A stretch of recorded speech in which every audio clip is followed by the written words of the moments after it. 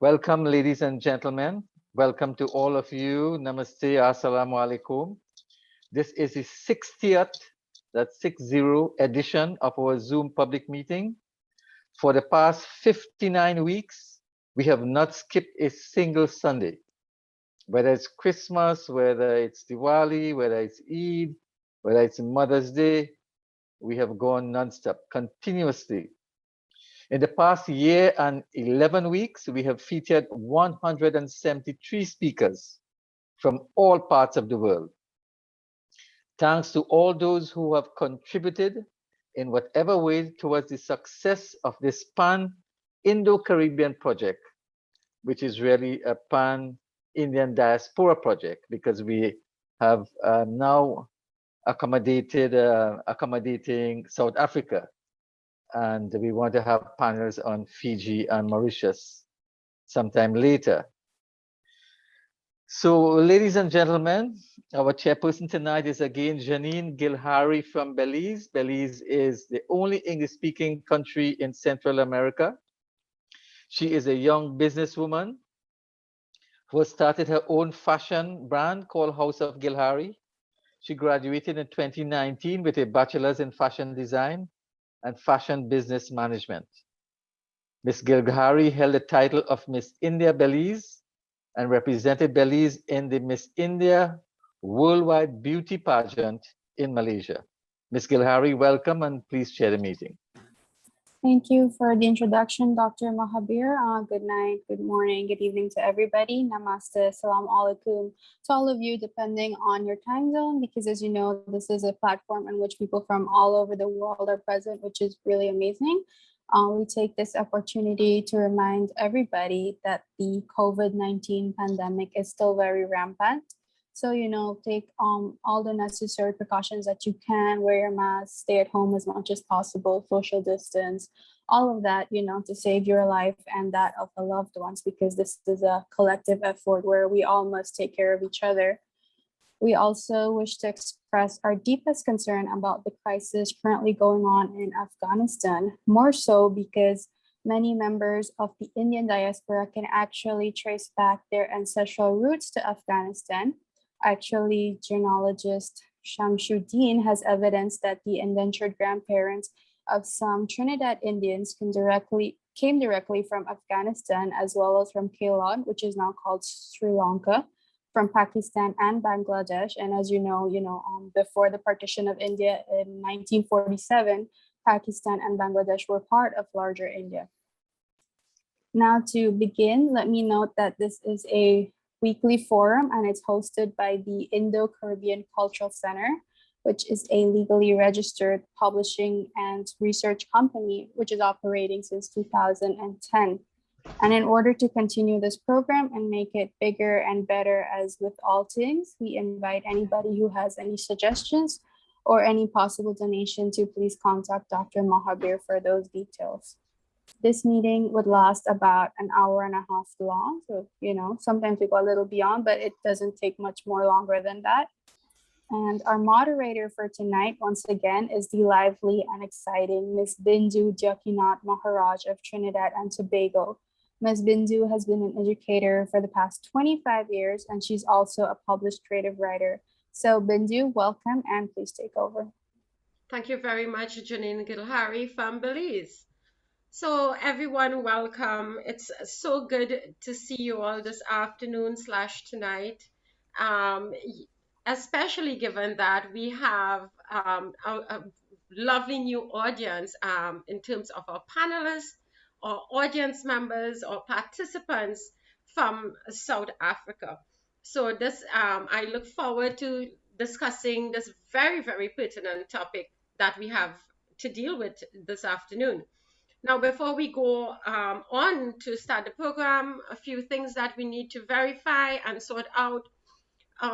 Please note that at all times, you should keep your microphones off, because we do get background noise, which does impede on the quality of our presentations and whatever discussions are happening. Also, we become privy to what's happening in your personal spaces. So let's not, I'm sure some of us may not want to, us, others to hear what's happening in terms of our conversations and stuff at home. So please, if you look underneath at your left hand corner, you would see an microphone, a microphone icon. Just tap or click on it and it will mute you. Now, there also would be our question and answer segment, and that question and answer segment comes at the end of all the presentations. We would like as much questions as possible, of course, because this is it's not a lecture series, this is a discussion. So we want your participation. So if you look at the bottom of your screen, you would see a reaction button. That's the little smiley face with the plus sign.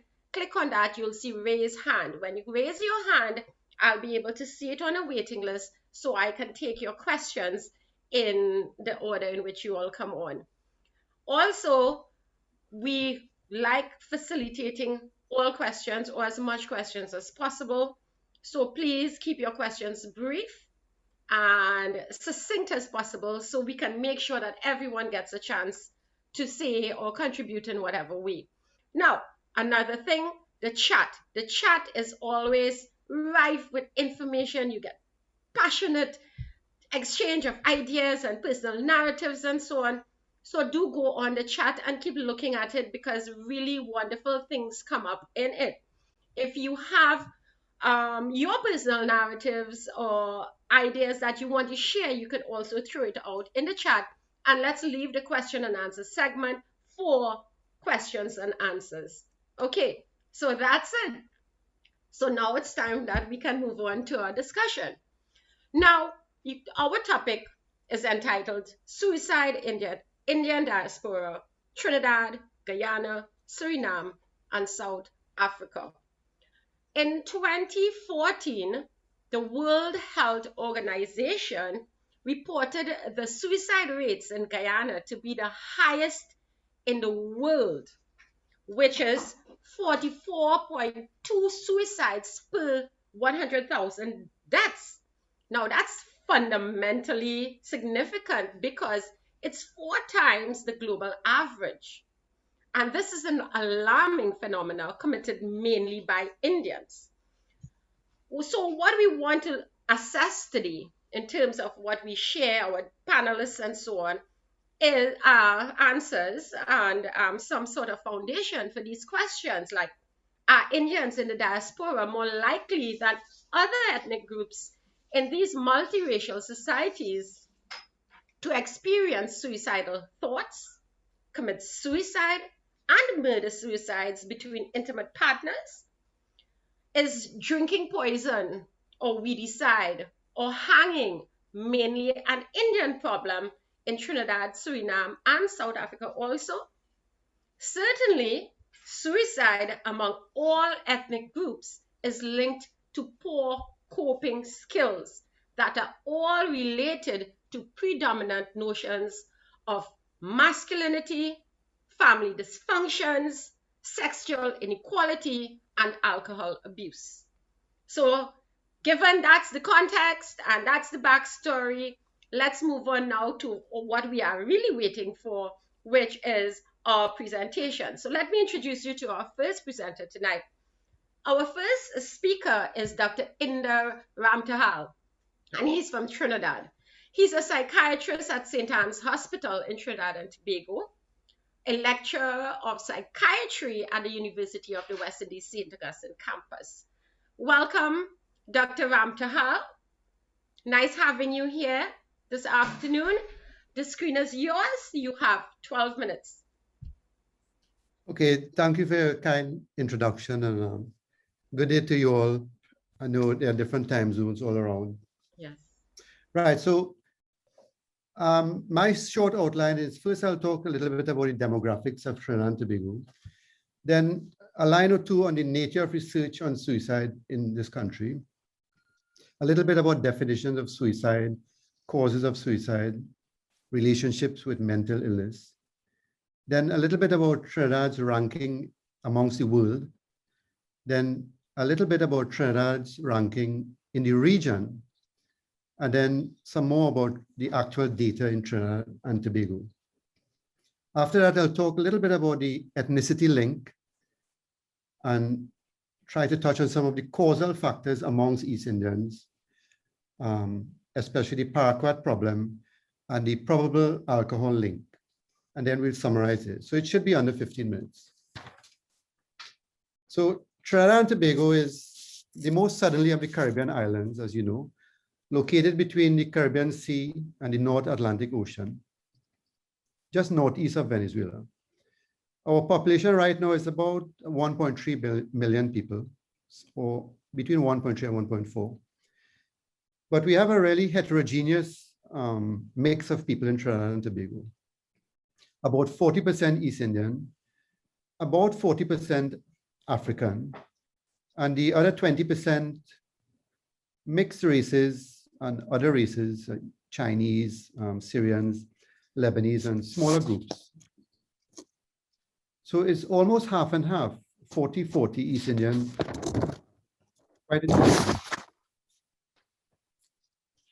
Most of the research on suicide in this country was done almost solely by one person, that's Professor Gerard Hutchinson, who is a colleague of mine in the university, and he's head of the department.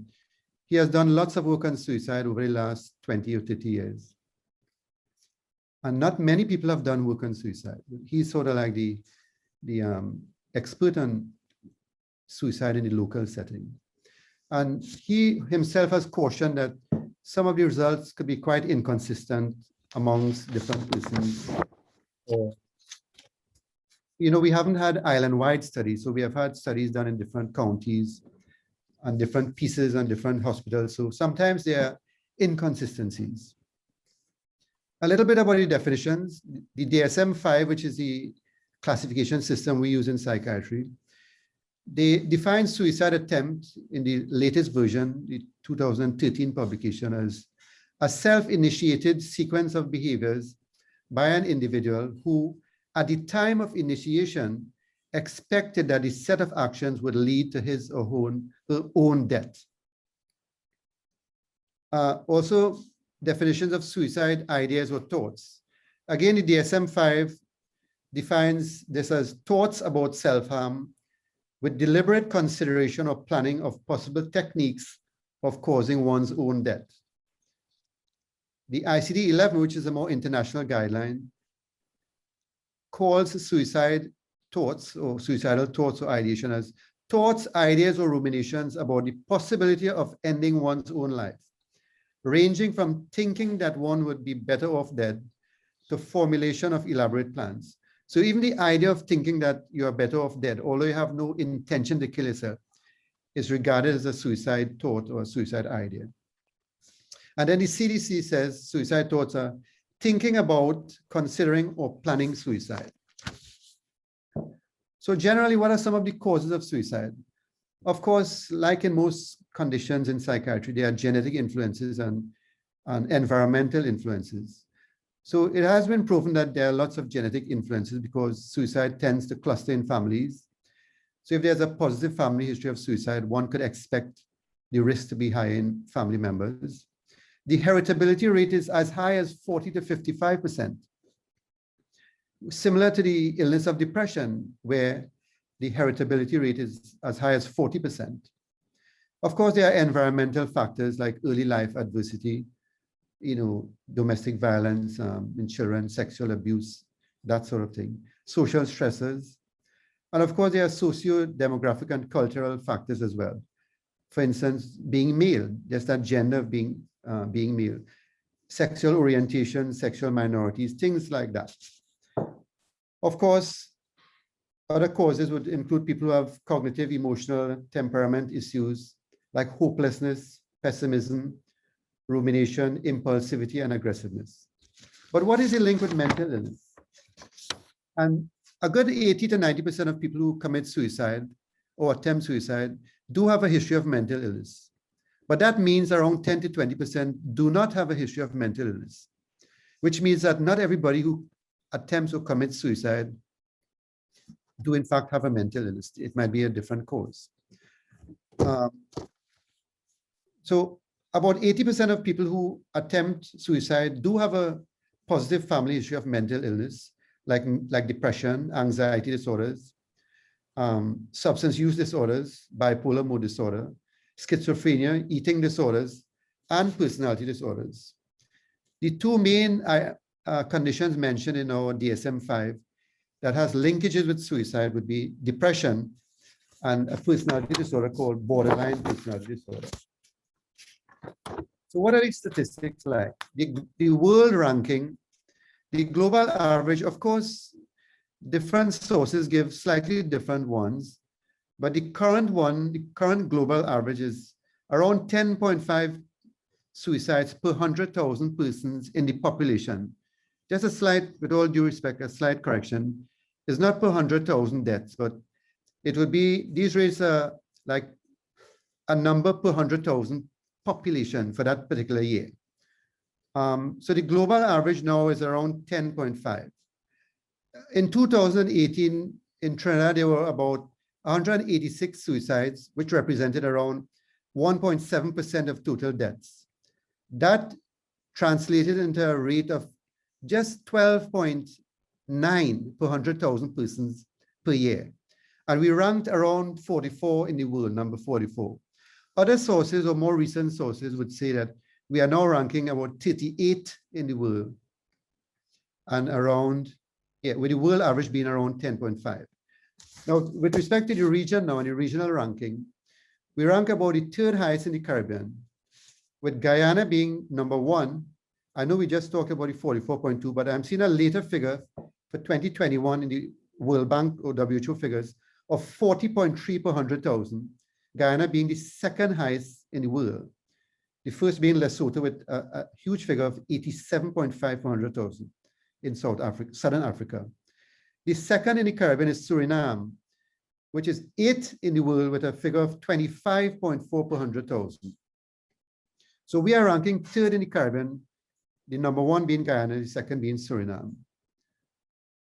Other places in the Caribbean have low rates, like Jamaica, just like around 2 to 3 per 100,000 per year. Barbados, just 4 per 100,000 per year. So in the Caribbean, we are ranking around 2. What is the Trinidad and Tobago situation? Well, generally, in the last 40 years or so, we have seen what I could call the rise and the fall. Around 1980, the figure was around a low 4.96, let's call it 5 per 100,000 per year. There was a steady incline for the next 20 years until the year 2000, where it moved from around 5 per 100,000 per year to just around 16 per 100,000 per year. And after the year 2000, in the next 20 years till now, 2020 or so, there has been a slow decline in the rate. So there was an initial rise in the first 20 years from 1980, and then a slow decline. And it declined from around 16.3 per 100,000 per year to the present day 12.9 per 100,000 per year. So it represents a steep rise in the first 20 years in around 1980, and then a slow fall from 2000 to 2020, where we are now just under 13 per 100,000 per year. So what is the ethnicity link? Again, Dr. Hutchinson, around in a 1996 study published in 2010, he looked at suicide deaths in areas of Trinidad with the greatest agricultural activity, like Central and South. And he found a huge 89% of the victims to be East Indian. And he showed that the East Indian male was most at risk. Now, what were some of the causes amongst these suicide in East Indians? It was felt that around 79% of the cases, the leading cause was domestic issues, disputes, including marital problems, and that mental illness was under 10%. So this represents a sort of reversal of what we would expect. Generally, in all areas around the world, mental illnesses are the leading cause of suicide. But here in small Trinidad, we are seeing that it is not. In fact, domestic problems and marital problems make up the whopping 80%. There's a next factor of suicide contagion, where some people feel that people copy suicide if they know about people in the family having committed suicide, things like that. A sort of copycat suicide. Again, Hutchinson in 1997 tried to link social stressors with rising rates of suicide. So again, you remember in the first 20 years from 1980 to around 2000, there was a rise from around 5 per 100,000 per year to around 16 per 100,000 per year amongst males. And with females, it was a little lower, around 8 per 100,000 per year.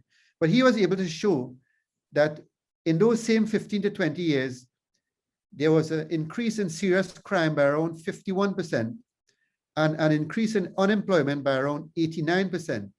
And he tried to form a link between those increased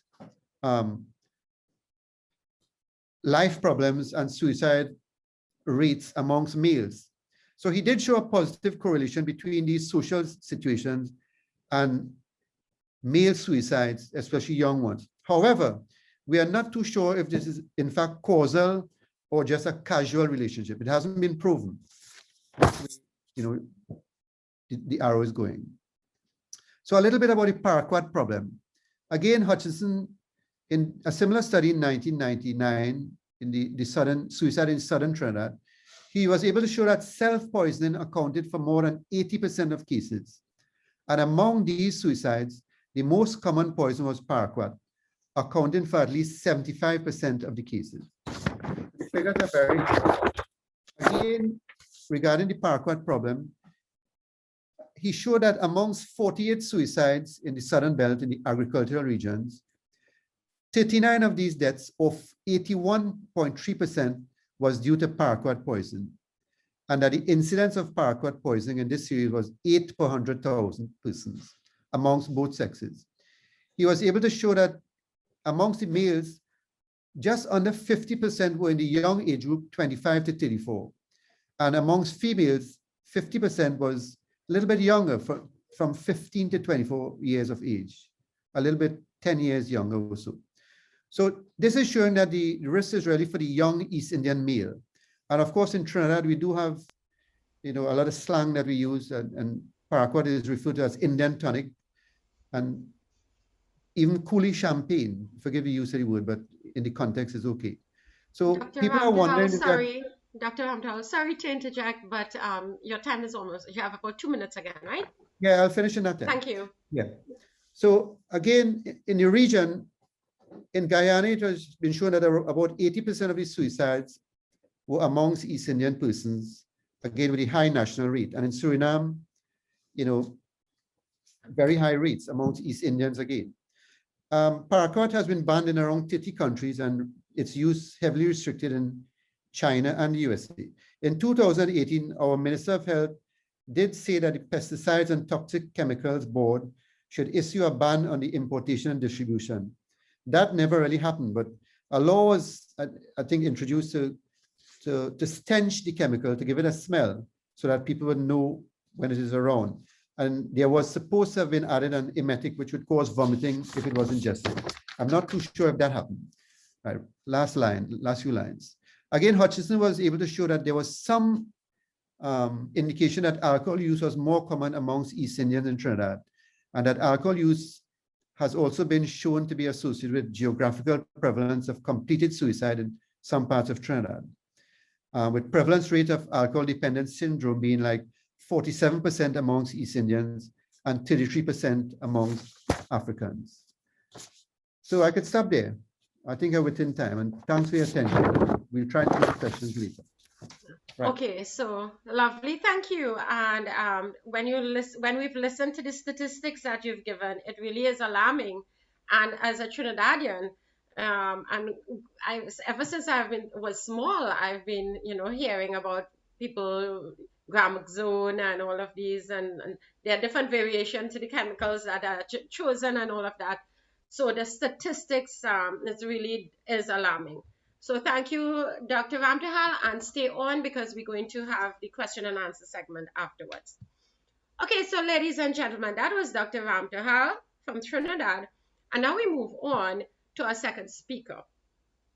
Our second speaker is Professor Aliyah Khan, and she's originally from Guyana, but now is a resident of the USA.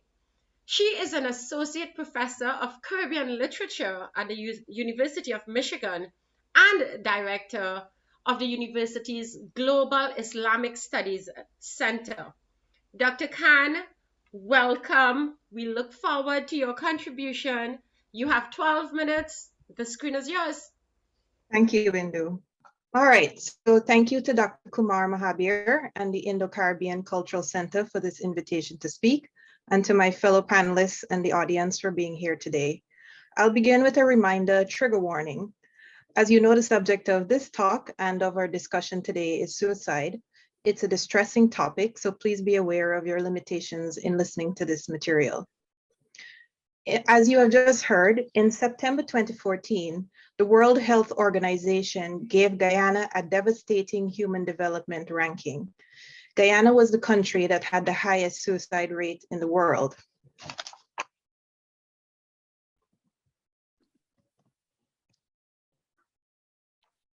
can see this table here.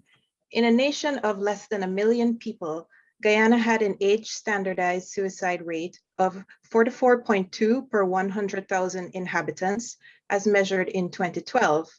No other nation, including the next two on the list, North and South Korea, had above 40 suicides per 100,000 people. The world average was 11.4 suicides per 100,000 persons. In this talk, I'll answer some who, how, and why questions about the high suicide rate in Guyana, and I should add that that continues in the Indo-Guyanese diaspora in North America. First, to establish the primary victims of suicide in Guyana, as in Trinidad, as you just heard, are Indo-Guyanese people, and they are mostly men. I'm also going to argue for a direct link between the contemporary suicide rate and gendered violence on the colonial sugar plantations of Guyana. People of Indian indentured labor.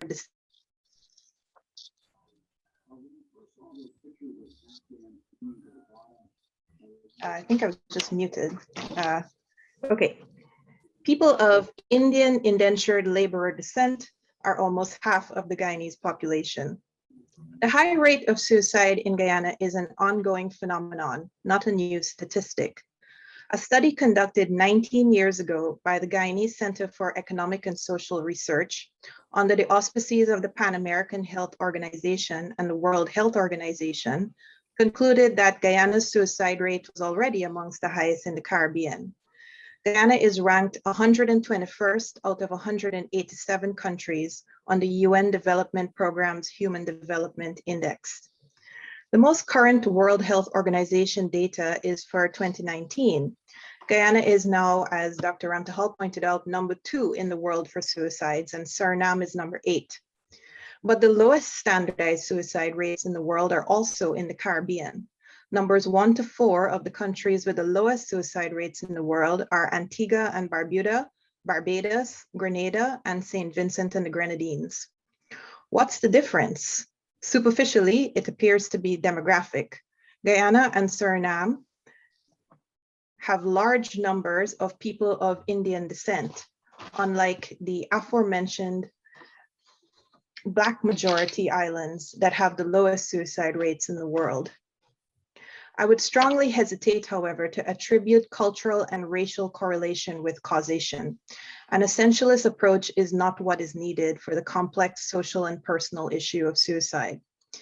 You can see here an indication of a region called Blackbush Polder in Guyana. Georgetown is the capital.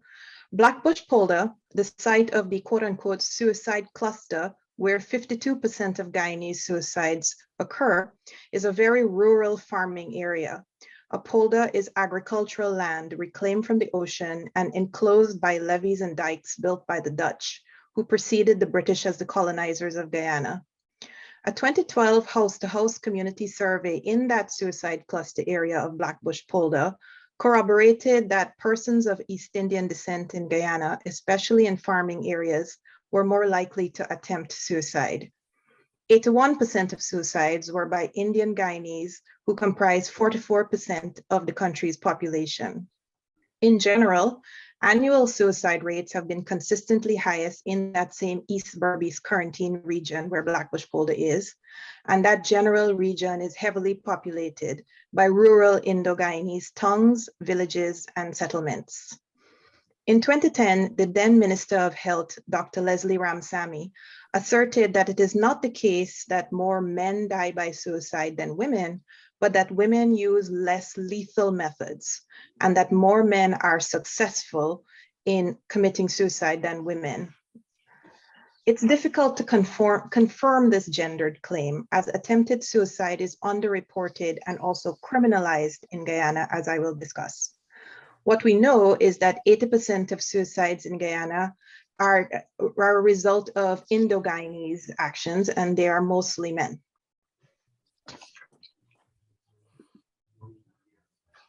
Suicide in Guyana is linked to the ingestion, as you've heard, of agricultural pesticides.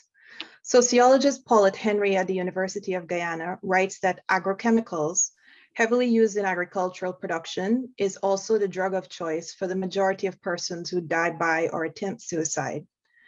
Guyanese and Trinidadians have also their own metonymic local ways of referring to the act of taking one's life by ingesting poison. In Guyana, as was just mentioned, it's called drinking malathion, an insecticide, and in Trinidad, it's called drinking gramazone, otherwise known as gramoxone or paraquat, an herbicide. Malathion and gramoxone are older agricultural pesticides to which sugar estate laborers had access, but they remain the colloquial post-colonial terms for all such ingested poisons.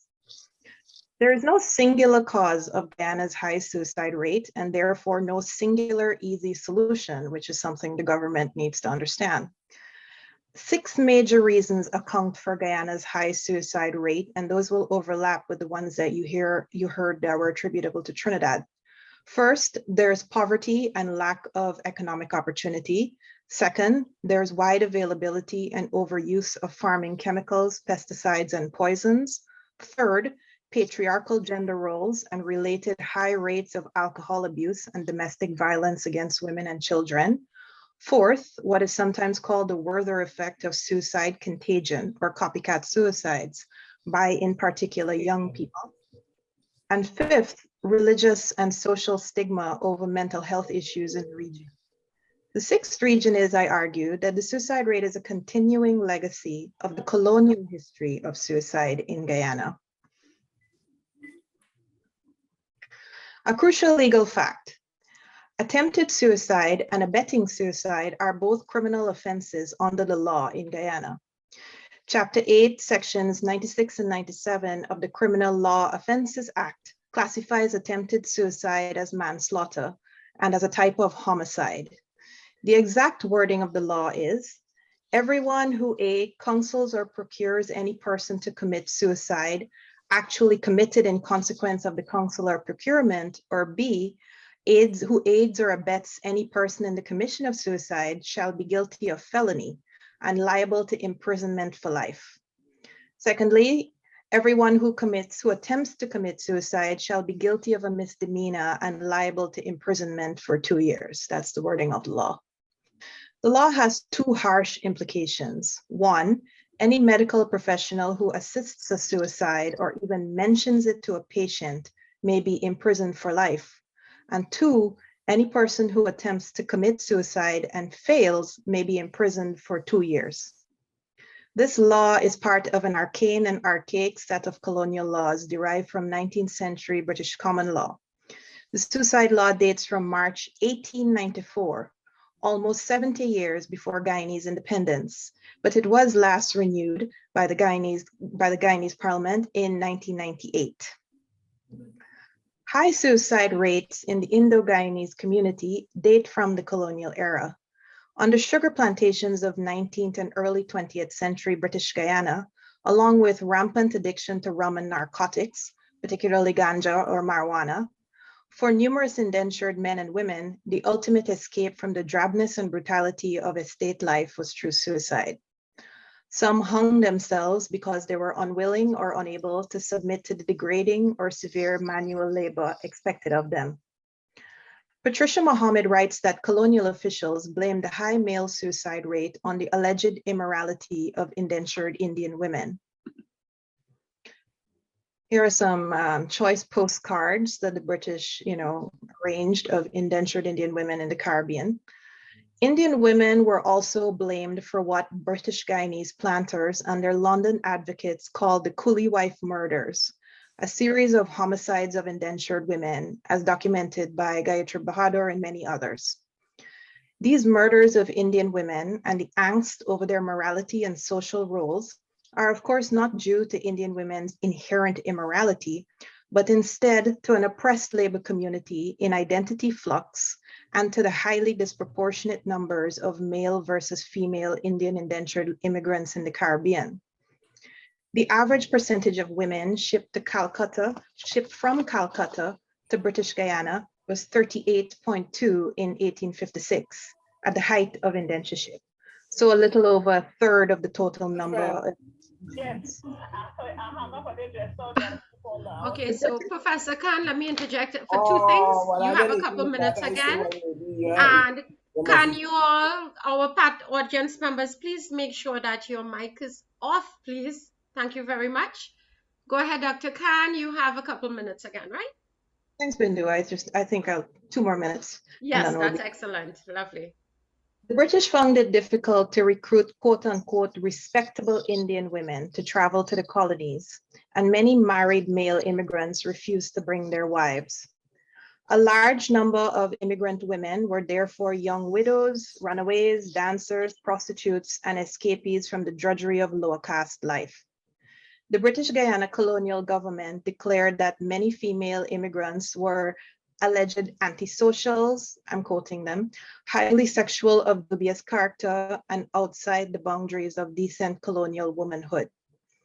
As Kamala Kempadu says, the skewed perception of Indian women held by the British reinforced patriarchal tendencies within the Indian community in both India and the Caribbean, which found the women not only immoral, but corrupted sexual servants to non-Indian men.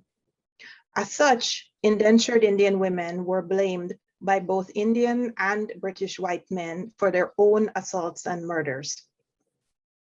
In this colonial milieu, a tradition of pathological generational alcohol addiction began when indentured men were paid their wages in rum, the alcohol made from the sugarcane they reaped on the plantation.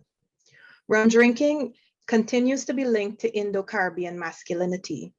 It's still frowned upon in Guyana for women to be seen in the homosocial spaces of rum shops, drinking in public. Muslim and Hindu Indo-Guyanese women are charged with representing community religious piety and racialized purity in opposition to predominantly Christian Afro-Guyanese. There's a paradoxical but persistent perception in Guyanese national discourse that not only are Indo-Guyanese more traditional and religious, but that they are also more suicidal and domestically violent and harder drinkers. The mentality of Indo-Guyanese is seen as forever that of uneducated, bung coolie laborers on the sugar plantation. Seeking professional, non-religious therapy or psychological assistance for mental health issues is perceived by many as antithetical to Indo-Caribbean culture, religion, and masculinity. People often first approach Hindu, Muslim, or Christian religious leaders who tend to advise them to pray harder or perform religious rituals. Men who cannot or do not work are perceived as insufficiently masculine, and seeking psychiatric help only exacerbates that perception. There is, in any case, little trained professional mental help available in Guyana.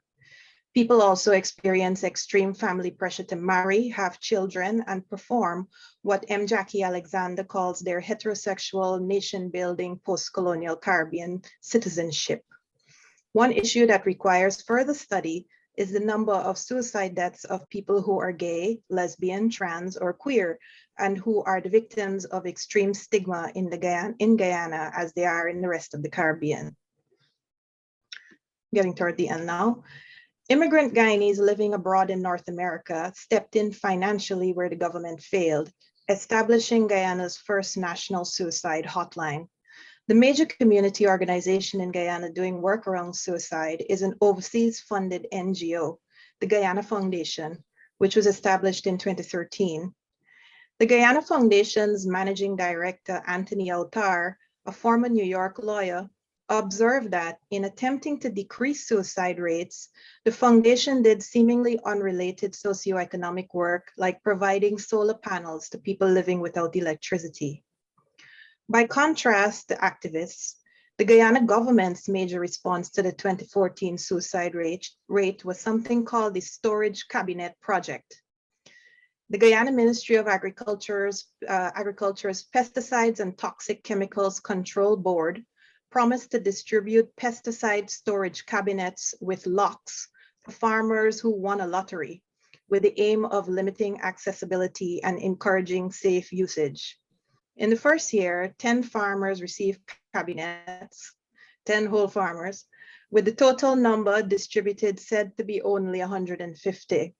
To meet this third world post-colonial Caribbean magical realism, people commit suicide by drinking poison, so the government's solution is to stage a lottery to award lockers to store the poison. I will conclude here by reasserting that practical mitigation of the extraordinarily high Indo-Guyanese suicide rate requires also a historical understanding of its origins in colonial plantation labor and gender inequity. Thank you. So thank you, Professor Khan. Listen, you blew my mind with those statistics and that idea of the Coolie wife murders and the stereotypes associated. It was astounding. And do you know, I think that in our space here in Trinidad, it's so similar. And it's so awful when you think about it, that it shouldn't be about a cure, finding a cure, but it's for prevention. Prevention is better than cure, not give lockers to hide the poison away, but how to prevent the incident from happening. So I'm looking forward to a question and answer segment, which I think is going to be brilliant. Thank you again. And please look at the chat as well, and respond to all our presenters. Now, everyone, we move on now to our third presenter. And our third presenter is Dr. Rudy Dwarkasing, and he's from Suriname. So we've heard Trinidad, we've heard about Guyana, and now we're going to hear about Suriname, which has been, being quoted along the way. And he's a medical director of the Psychiatric Center in Suriname and a lecturer at the Faculty of Medicine at the Anton de Com University in Suriname. Welcome, Mr. Dr. Dwarkasing. Welcome. Lovely to have you here. So you have 12 minutes. I will jump in at some time and say, hey, a few minutes again. The screen is yours. Ladies and gentlemen, good afternoon. Can you see this, Bindu? Yes, My we see presentation? it. Okay. Yes, fine. Ladies and gentlemen, it is an honor for me to speak today for you. And I want to apologize in advance if there are some grammatical errors, because our native language is Dutch. The whole day we are speaking Dutch everywhere, every time. But I'm going to do my best to show you the problem about suicide in Suriname. I have some demographic data from Suriname, the suicide numbers of Suriname, and I will say something about the suicide attempts in Suriname. Suriname, 163,000 square kilometers. In 2020, we got a census and we had 609,000 people. And Suriname has been divided in 10 districts. I'll give you a map here of Suriname. And in the north, we are at the Atlantic Ocean, but 90% of the people of Suriname is living in the coastal area and 10% of the people in the hinterland.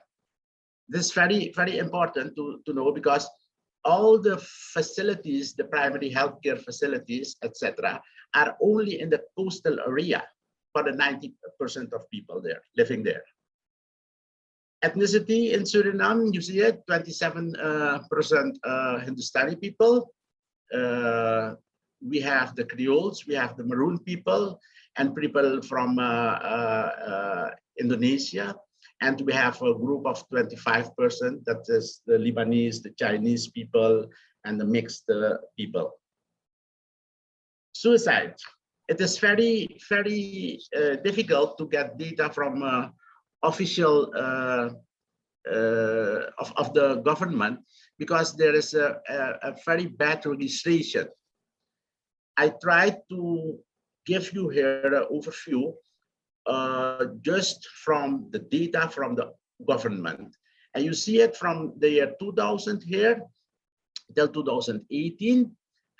You have the numbers at the left side, and then you can see how much we have. I'm going to show you this.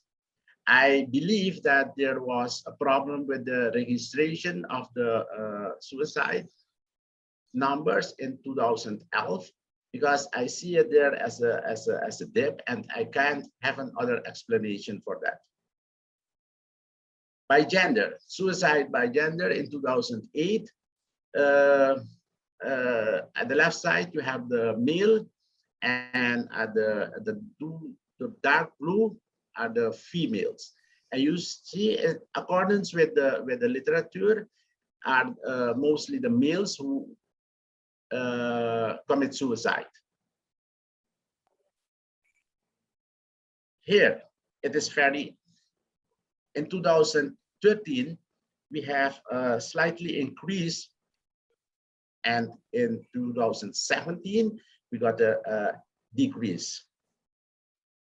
Suicide by age in 2010, from 10 till 80 or above 80 years, you see that the most of the people committing suicide are in the productive episode of their life, from 25 till 50, 49, but don't forget the very young people in the age category of 10 till 14, and the people above 65 and 75. By ethnicity, it's very important. It's overduidelijk, let we say. You can see it here, Hindustani, 76% in 2010, and in 2011 it is just the same, 66%. But the other people, the Maroon, the Creoles, and the Japanese people also has a part in this rule. But you see that the Hindustani people are over represented. Yes, in this suicide problem. And by district. Why I put this slide? Because a lot of Hindustani people living in 4 districts, Paramaribo, Nikeri at the west border with Guyana. And it was very nice to see how Professor Khan noted the most at Barbies there in the corner. And it is beside Nikeri. And in Nikeri, we have a lot of Hindustani people too. And there's a high rate of suicide in Nikeri. Also in Saramaka and in Wanica, we have people of Hindustani people living mostly in these 4 districts. And how do they do? We talked already about pesticide, herbicide. Paraquat is very, Dr. Ramtahal say, Kuli champagne, but in Suriname we call it Kuli Cola. Other people call it Kuli Cola. Herbicide, paraquat, is one of the biggest problems here in Suriname too. Professor Khan said it already. We here have a lot of rules for buying, keeping, storage, etc. for paraquat, but the rules are only on paper, but people don't do anything with it. Hanging on the 2nd place and using a firearm on the 3rd place.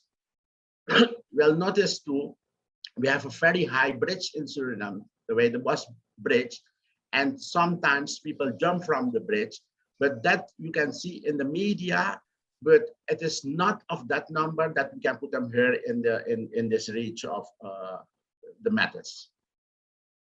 This is very nice to see the prevalence, yard prevalence from 1965 till 2012. And if you can see it at the right side, from the year 2000 till 2005, something happened. We increased from 14 to 22. Something happened in that years from 2000 till 2005, and I think it is necessary to put some research on it to look why it happened. Because before 2000, it was under the 20, but from 2005, it is increasing. I want to say something about the attempts of suicide. I have heard the data from Suriname has one academic hospital, the largest hospital in Paramaribo, and from the emergency department, you can see here how many people come to the emergency department of the largest hospital in Suriname, in the Academic Ziekenhuis.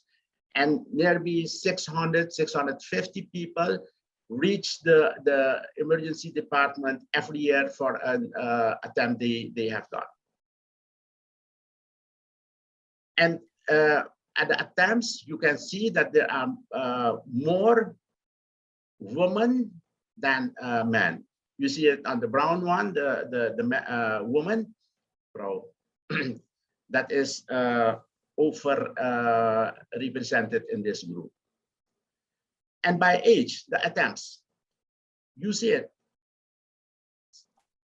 Most of the people who are doing an attempt, you can see in the very early ages, from 10 till 25, and that is very bad for our nation, because they have to do something, they have to work, they have to learn, they have to get some position in the society.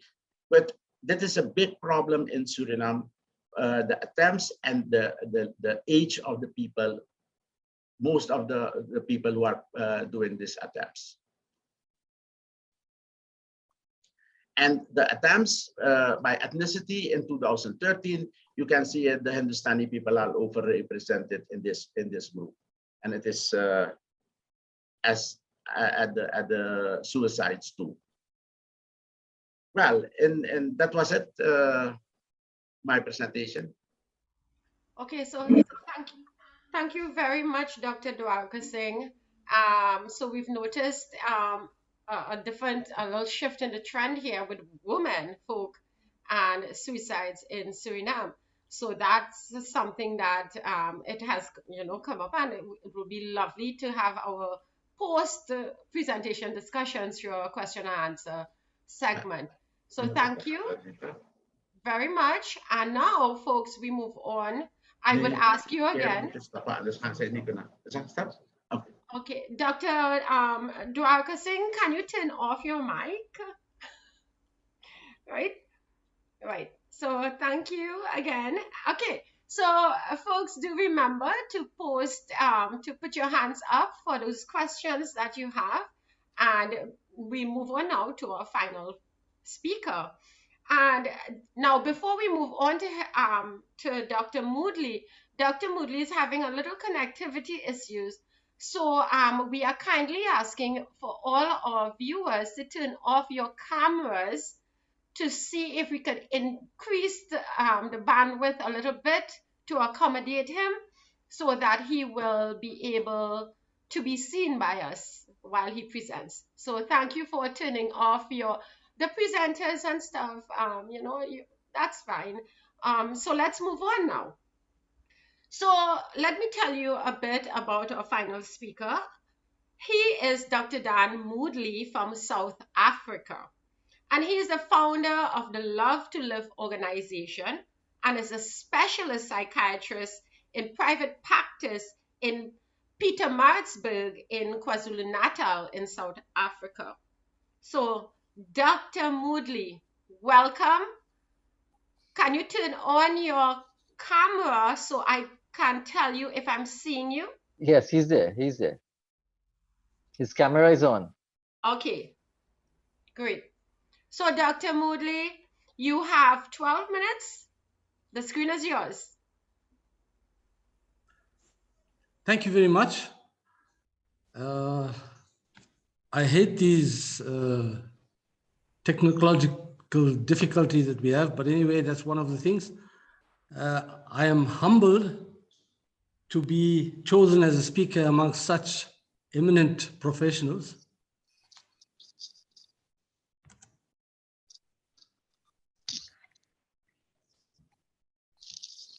It's usually a problem speaking last because everything is said beforehand. I must say beforehand that I've missed the presentation of Professor Khan. Is my slides being viewed? Yes, yes, it's Yes. perfect. Okay. Yeah. Yes, thank you. Yes, it's always a problem when you speak last. But however, with the presentations as before, a lot of it has been covered. So I'm not going to go into definitions and statistics and all that. I'm going to rather concentrate on prevention strategies that we adopted.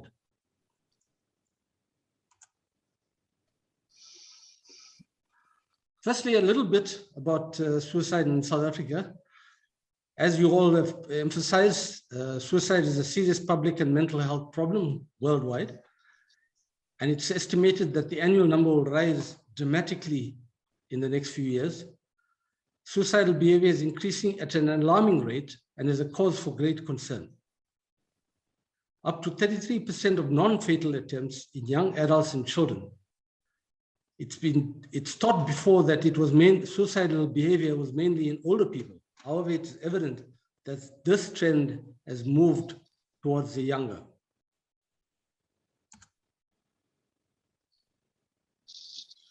Just to discuss a few factors that pose the greatest risk for suicide in South Africa and particularly amongst Indians.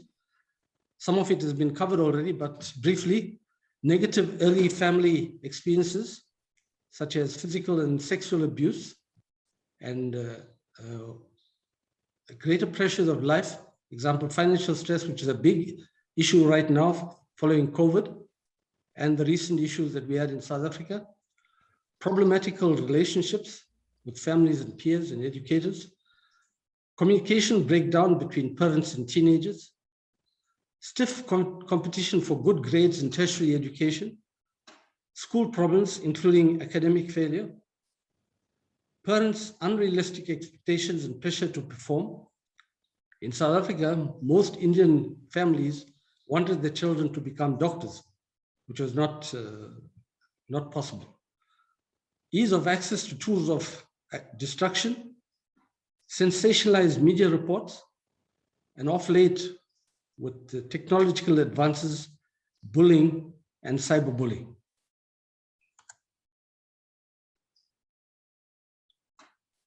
To go on to what Pietermaritzburg has done relating to suicide, in the year 2000, we addressed the issue of destigmatization of mental illness. Little did we know that 1 year later, our focus was to change dramatically. Following 15 suicides amongst teenagers, 3 from the same school, within a space of 5 months. This happened in the northern areas of the city of Pietermaritzburg, which is the capital of the province of KwaZulu-Natal.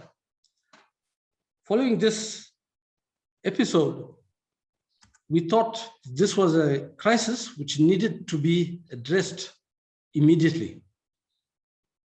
And our focus was to try and reduce the rate of suicides by promoting education and awareness on signs and symptoms of depression and suicidal behavior, promoting alleviation of stigma and embarrassment about seeking help and accessing mental health services, promoting the message that it is okay to seek help, making information regarding suicidal prevention widely available, and improving communication between schools and mental health services. To attain this goal and to attain the greatest impact to the largest number of people within the shortest possible time, it was decided that we should have a huge awareness campaign. And so was born the NPO Love to Live, which targets public health issues addressing the youth, and is comprising mental health professionals, educators, sport representatives, and business. Now, in order to have this campaign, this weekend campaign, what we decided was that the best way possible was to get the learners to educate the learners. What we did was we had song, dance, and sketch competitions, and we encouraged schools to encourage the maximum number of learners to participate in the song, dance, and sketch contest and essay and poster contest.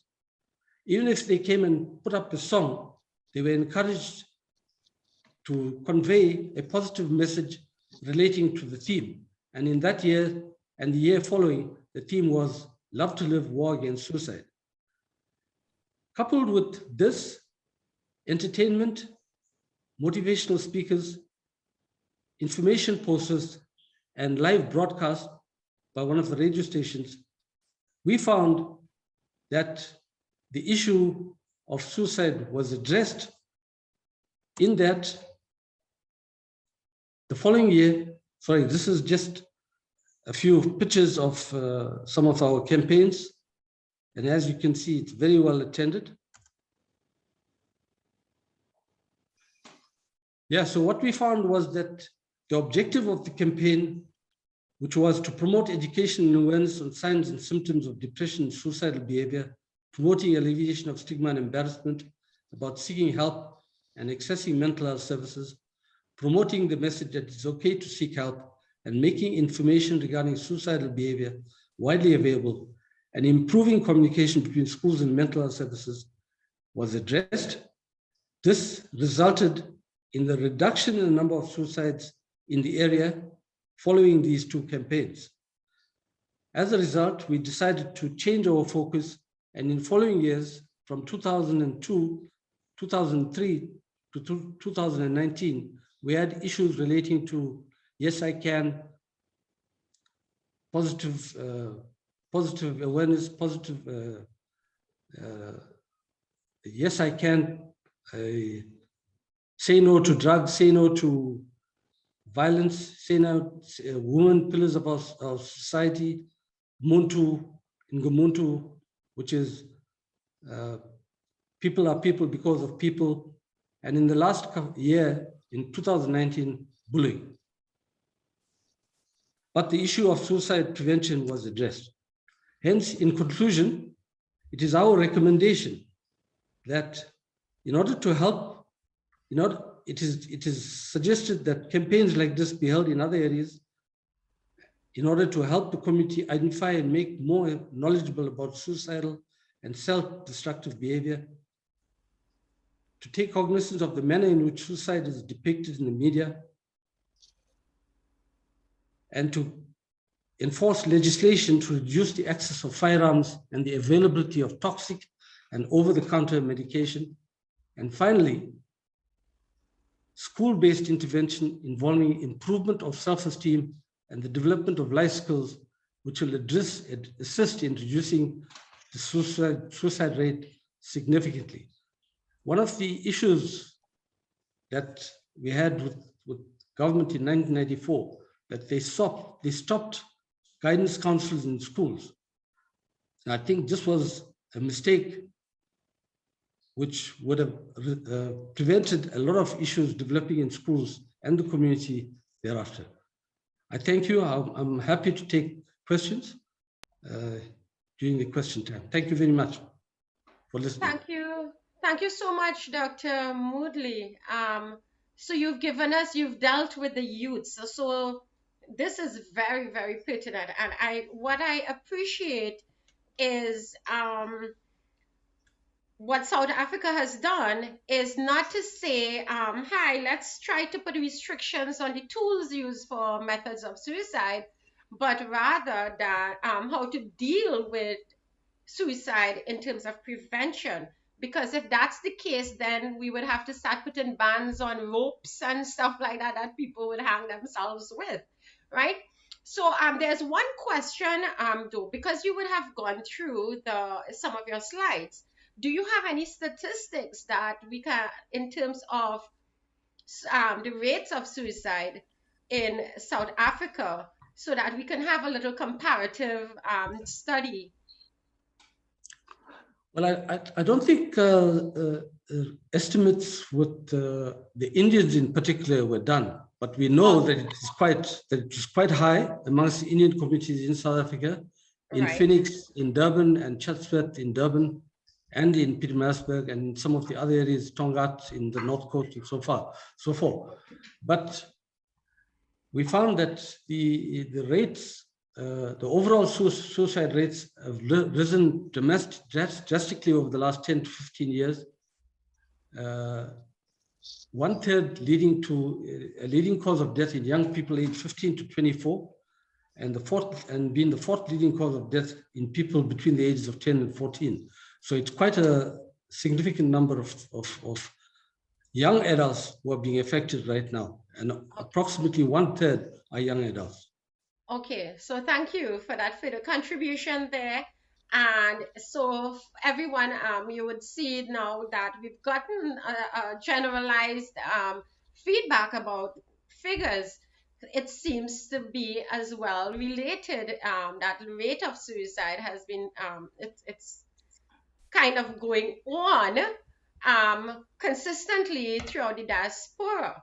Now, before we go on to questions, I want to make one. I noticed that Evelyn in the chat, she said that instead of referring to this really horrible concept as committing suicide, it can be classified as a person died by suicide. And I do know that deaths are classified as death by suicide.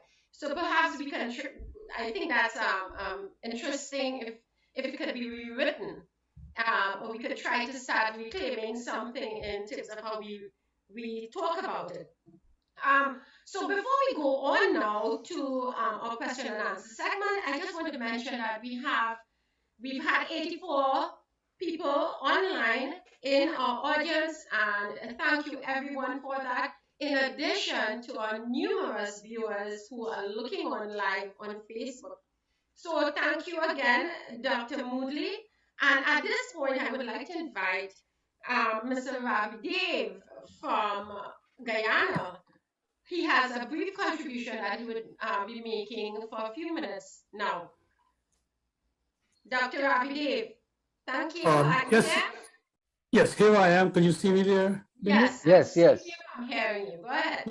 So I found the presentations very, very, very interesting. And I just want to give a bit of background to my own perspective. I returned after 2 decades in New York back to Guyana in 1990 to work at the grassroots in the Indian community, because the previous dictatorship period had created a tremendous dysfunctional societal problems in that community, among the Indian community. What we found, and one of the things we jumped out to us, that there was a cluster of pathological, situation or problems with India. It wasn't just the high suicide rate; it was correlated with the high alcoholism rate, which we heard about, domestic violence.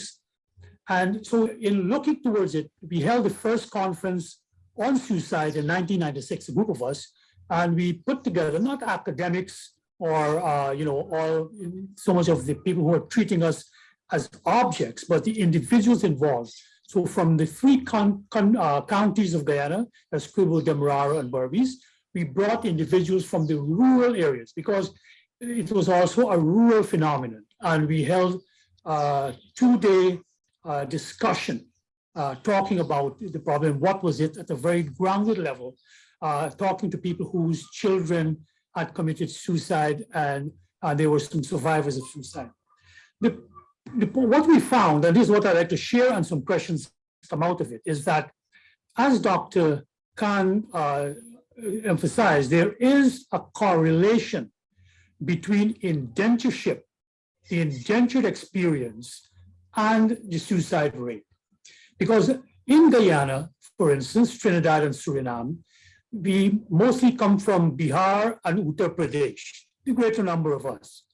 And when we left India, the suicide rate in those two provinces was very low, 0.5 or 2, but a tremendously low figure, and it remains like that today.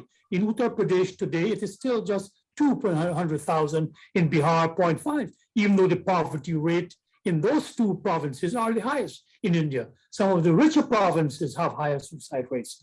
But the thing is that when those indentured servants came into the islands that they were dumped into, or in South Africa, in each instance, the suicide rate jumped exponentially. In some years from to 100 per 100,000 in Fiji, to 70, 80 in Guyana.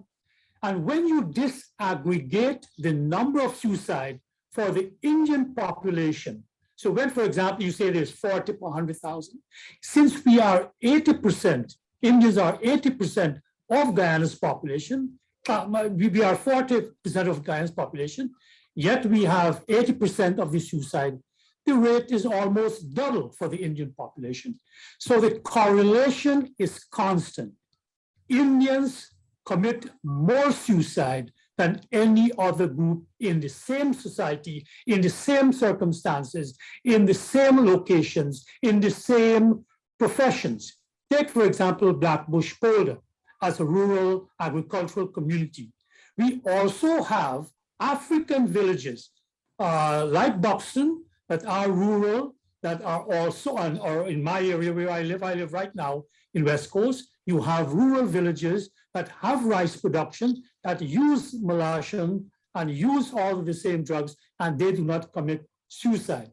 So we are looking for as to what exactly it is.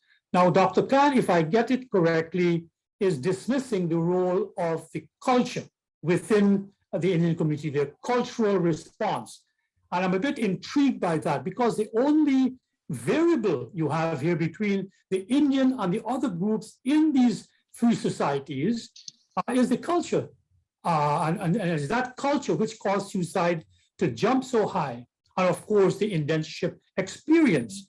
So I want to say that for one thing, what we found, we are not experts in that, but there were some papers about something called retroflexive rage or retroflexive anger, where the individual turns the anger could be within the society, within the milieu into which he or she was plunged, and they then retroflex that anger because they're not culturally or otherwise conditioned to take it out on whoever is causing the anger.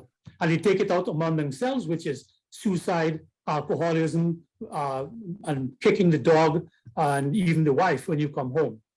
So one of the things, and I want to close here because I'm not here to make a presentation, I just want to, especially Alia, if she could maybe comment on that, because she at least brought up the indentureship experience. The second one, apart from retroflexive rage, would be what the descendants of slavery in the Western world, especially in America and in the Caribbean, they now talk of a post-traumatic slave syndrome, that the slave experience imposed certain effects on the psyches of of slaves, which are then transmitted intergenerationally. And couldn't this be one of what is playing out in the Indian community? And I think this needs to be explored. I don't know if any others have explored that. So the last thing, again, culturally, what we found, that in each case, the Indian, in a socialization, they are told that all responsibility for your future, whether it's through karma as Hindus or for Muslims, on the 5th of September. Personal responsibility, where they then face the frustrating situation, and in facing that situation, blame themselves. And I agree with Ali with her dismissal of the government cracking down on the means of committing suicide. That's ridiculous. You have to concentrate on the causes of it. And that's where I was hoping that individuals like Alia could, I guess, with a little more definitiveness, point us in some direction, because I am still remaining in Guyana for 30 years, trying to get a handle as to how we deal with some of these social pathologies. Thank you very much for your kind permission to use this time. Thank you very much, Mr. Abidev. Always lovely to hear your contributions as well as the questions that you would throw to our participants, well, to our presenters. Professor Khan, since Mr. Dave asked, would you like to go first in terms of answering that question that he threw out to you? Yeah, thank you, Mr. Day, for your comments and questions. I could answer this at length, but I want my fellow panelists to be able to take a stab at this as well. I want to clarify, first of all, that I'm not at all dismissing the fact that obviously we're talking about Indians here. That is a clear ethnic link. But I just want to be, and that there may be cultural and racial causations, but as someone noted in the comments here, what I want us to be careful about, Pranesh notes in the comments that correlation does not imply causation. Right, so I just want us to be careful about how we do that. It is easy to simply say, oh yes, they're all killing themselves because they're Indian, and look at India, you know, people in India kill themselves at a high rate too.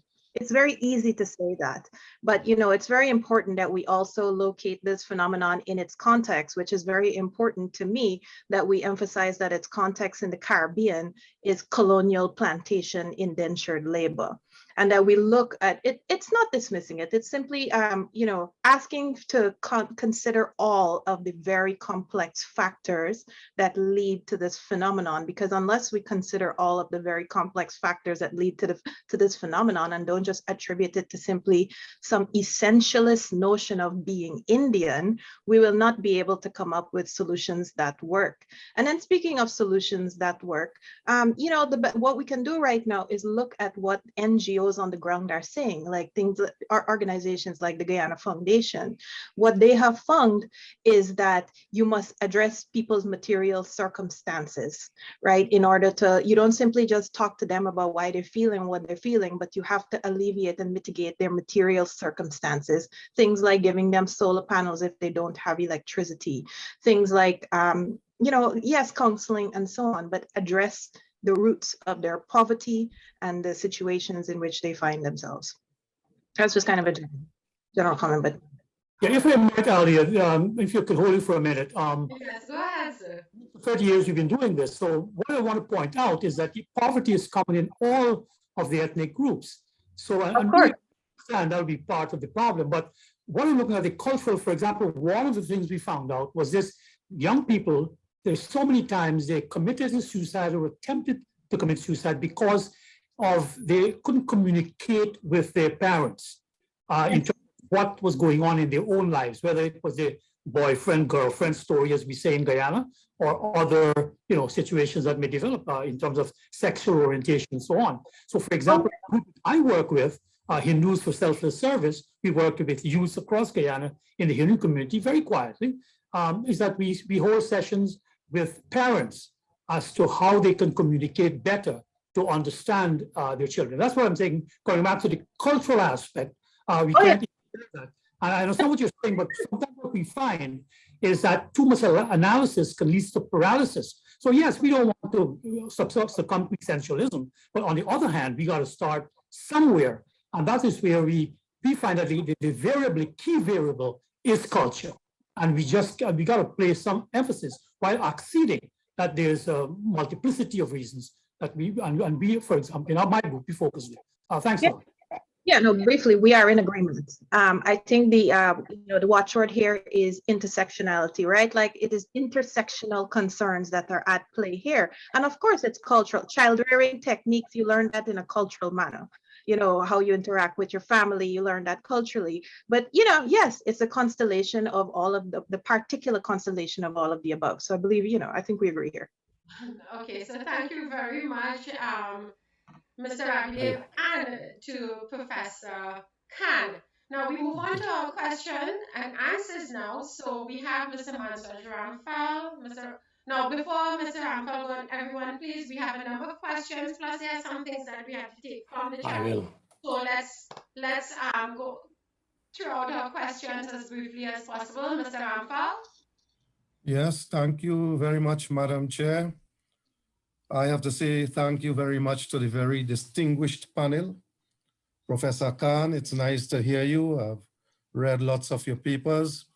And to Doctors Ramtahal Moodley, all the way from South Africa, and Dr. Dwarka Singh.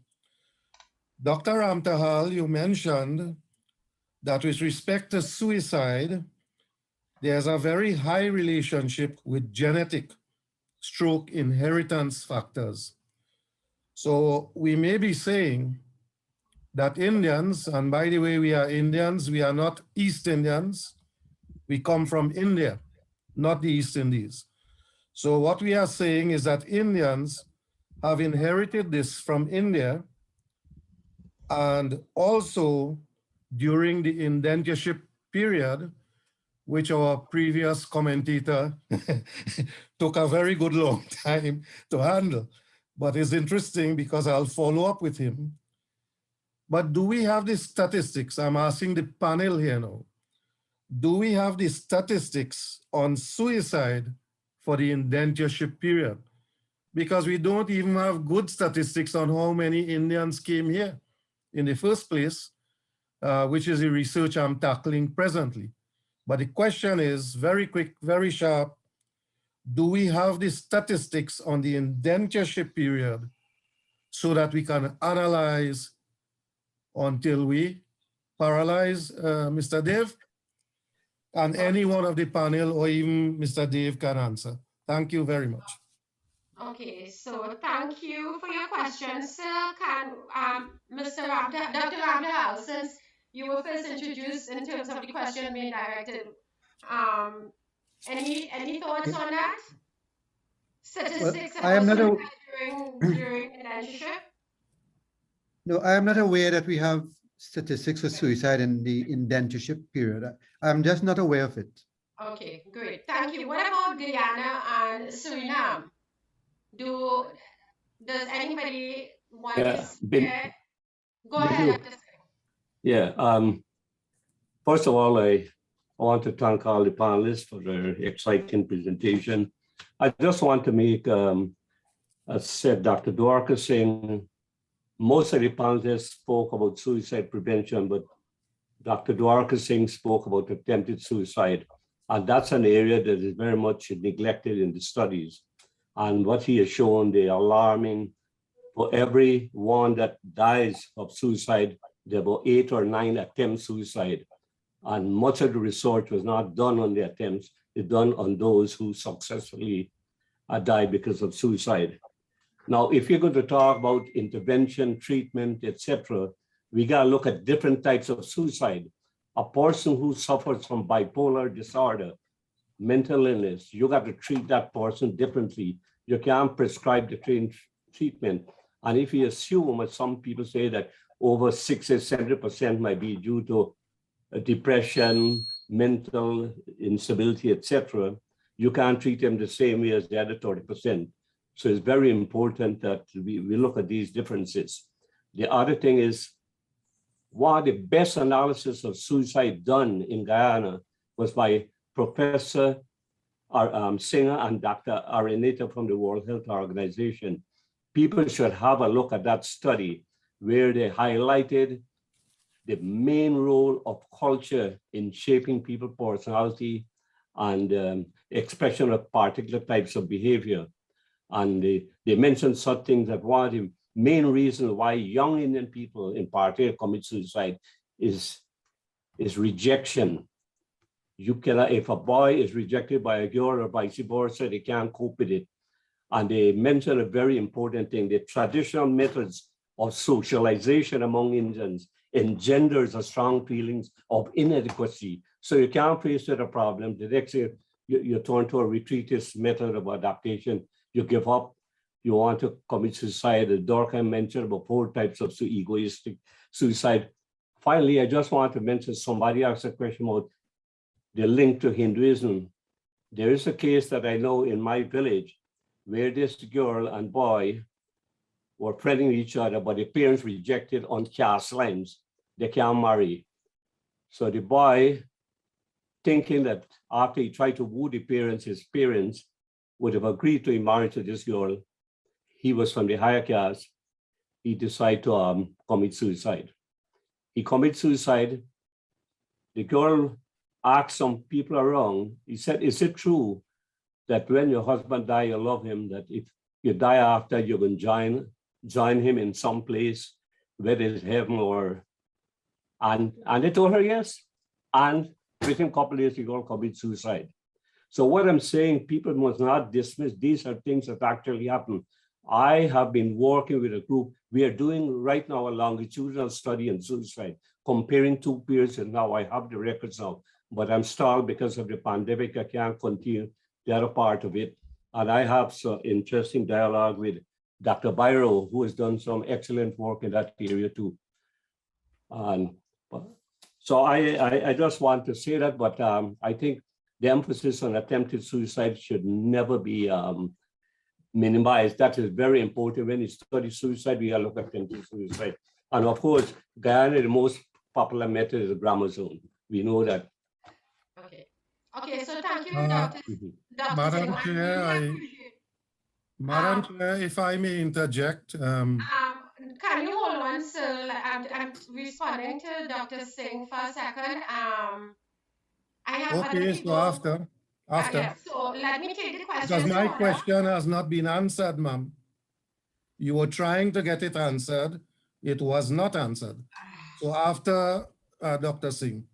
Okay, now if you hold on, sir, what you could realize with further discussions, questions can be answered. So after we've gone through the question, if you still have a question, you still haven't gotten a response, feel free, I will pull your question through. So thank you for that.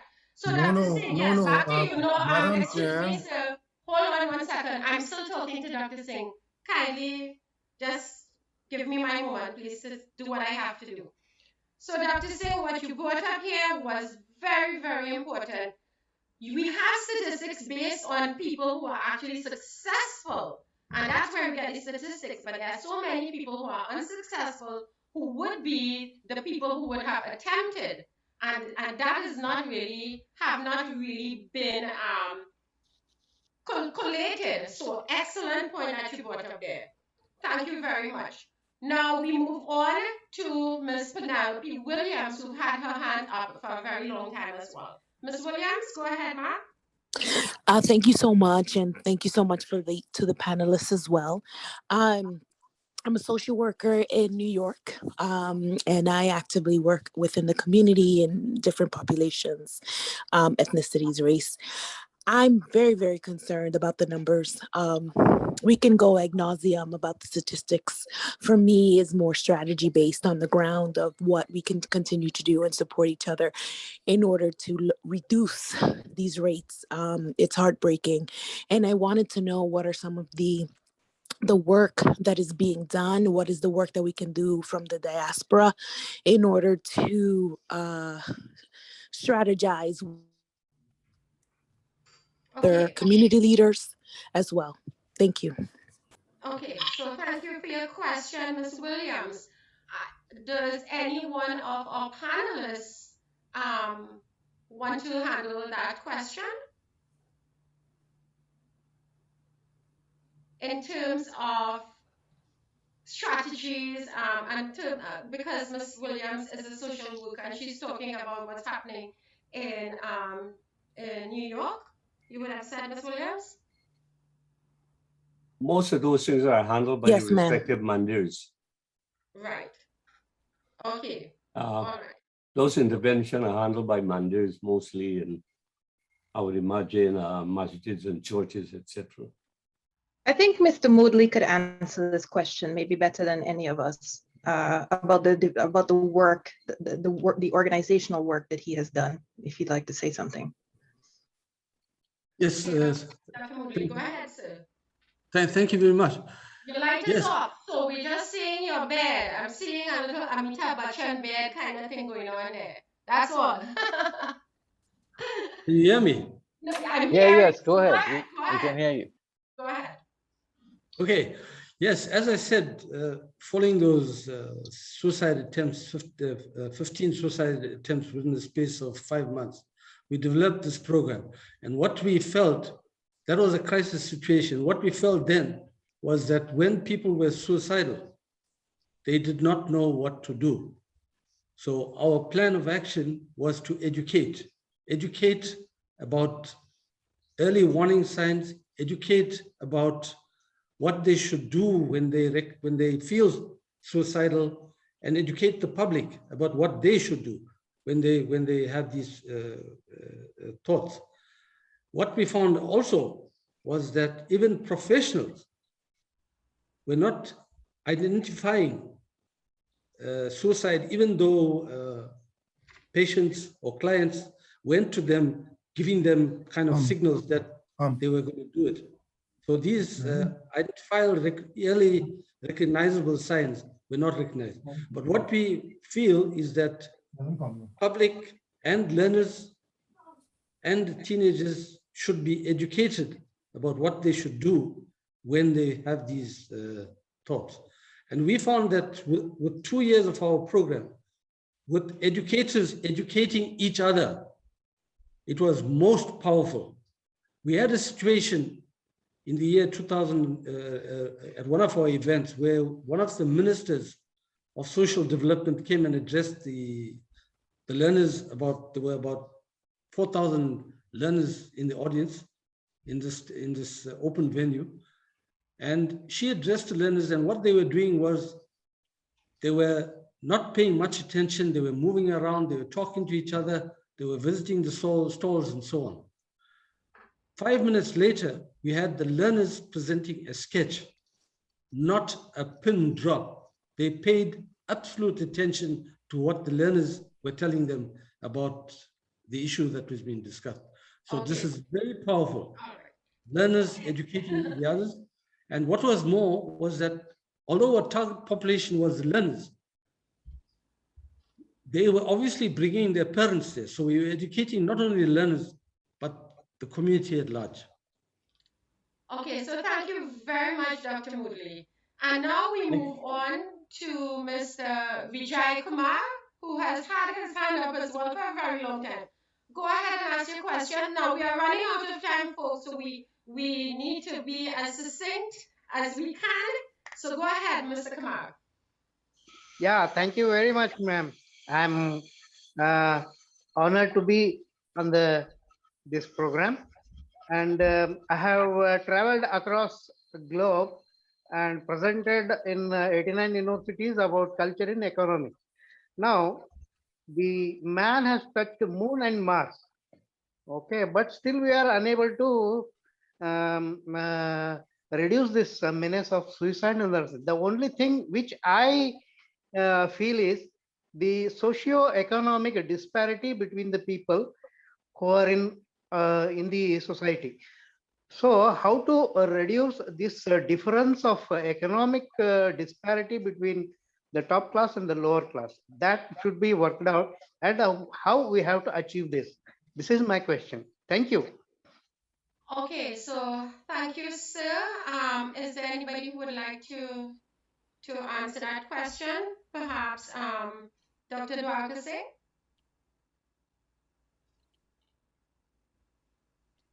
I have to look through here. Dr. Marber, is Dr. Dwarkase here?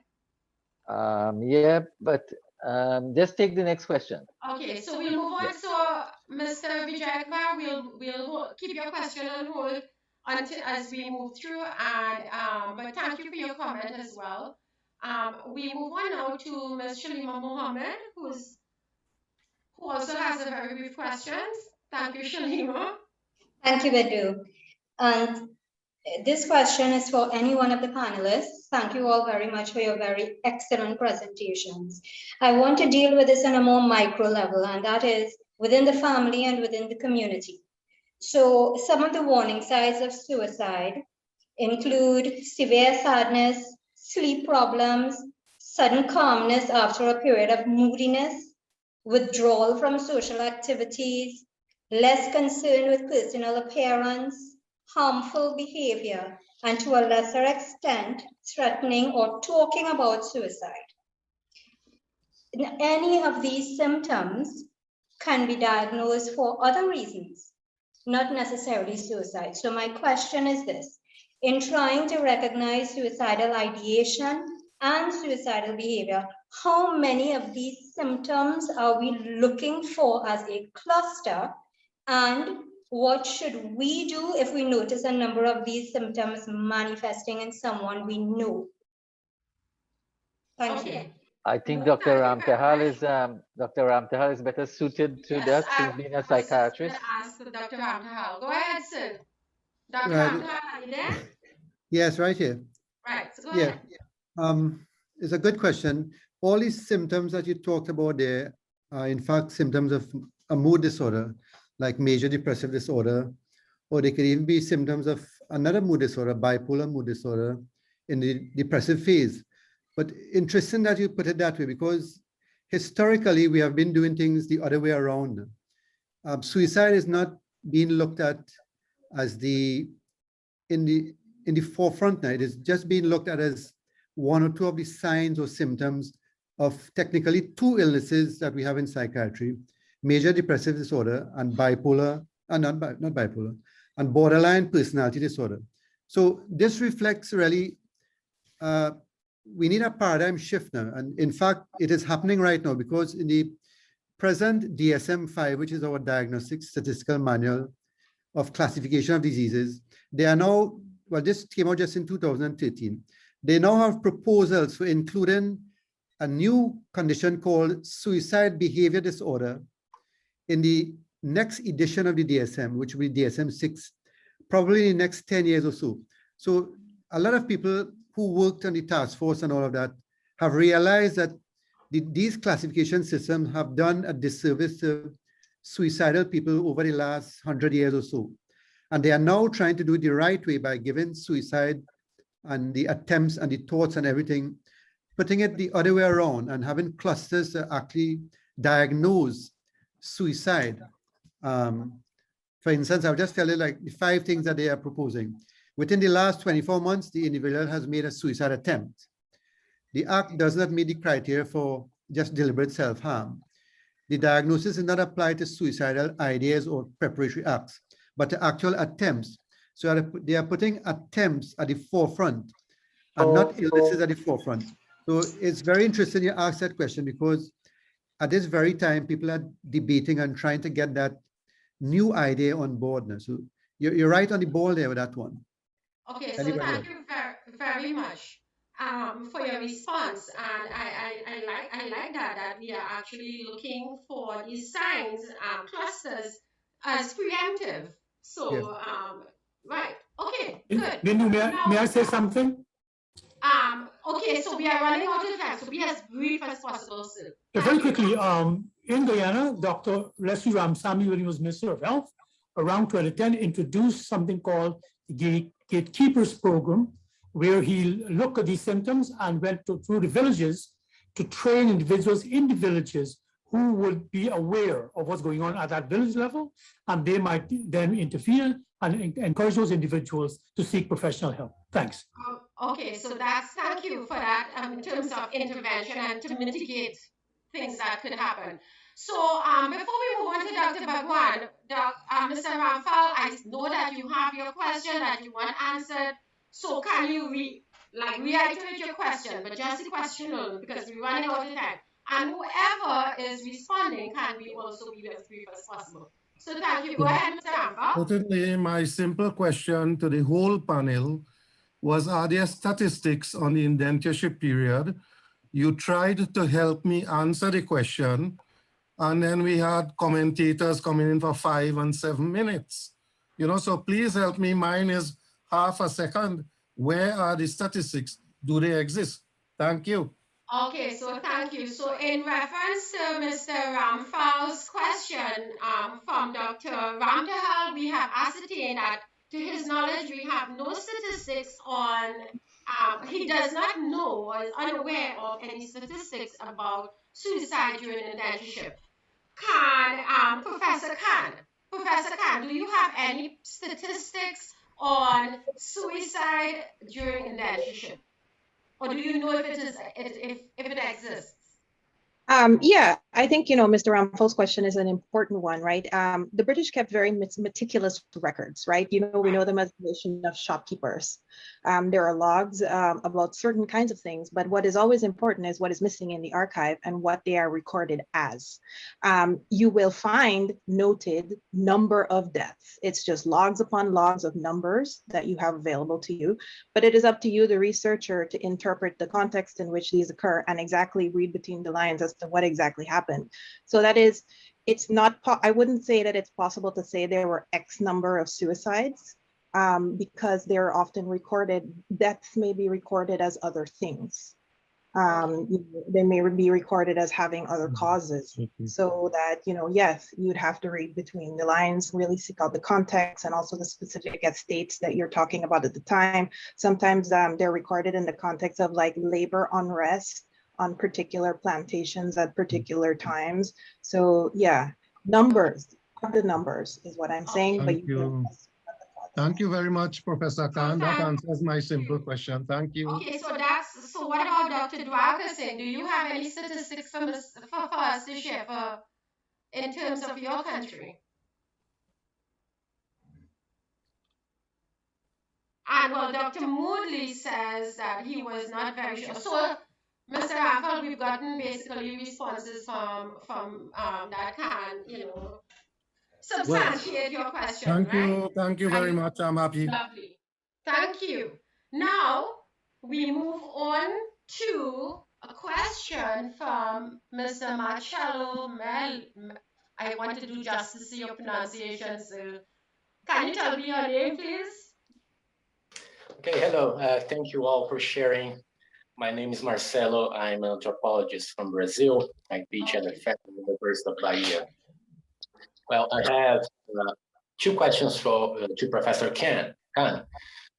Can you speak, as concerning for Guyana current situation, can you speak a bit more about the role played by religious leaders to deal with suicidal ideations?